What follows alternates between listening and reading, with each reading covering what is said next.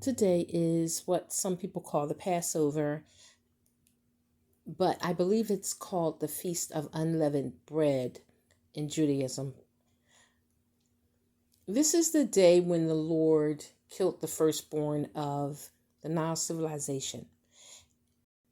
And when people say Egypt, he killed the Egyptians, he did not kill all of the people all over this region. Egypt has 42 nomes.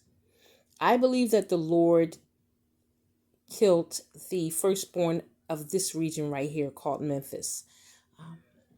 Memphis has a city called Hakapatah, and Egypt is the translation of the word Hakapatah.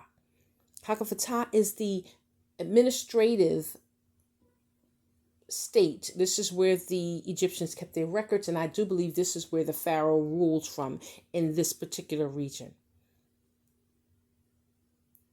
These people would have considered the act of the Lord murder.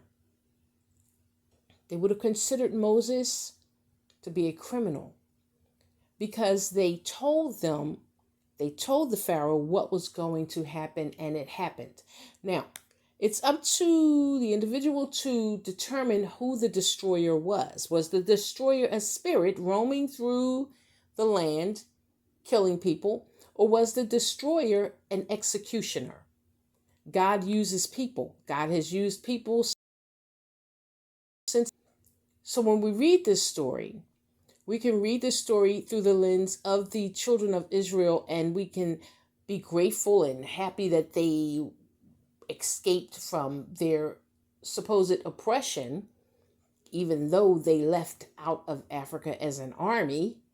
One would wonder how they became an army while they were in Africa. Or you can look at this story through the lens of the indigenous people of one of these nomes, that their children, their animals, their husbands, their families were murdered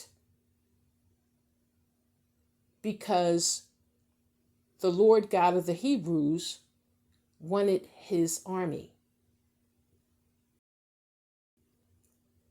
So which city do you think the Lord destroyed? And did the Lord use a spirit to do it, or was it a human?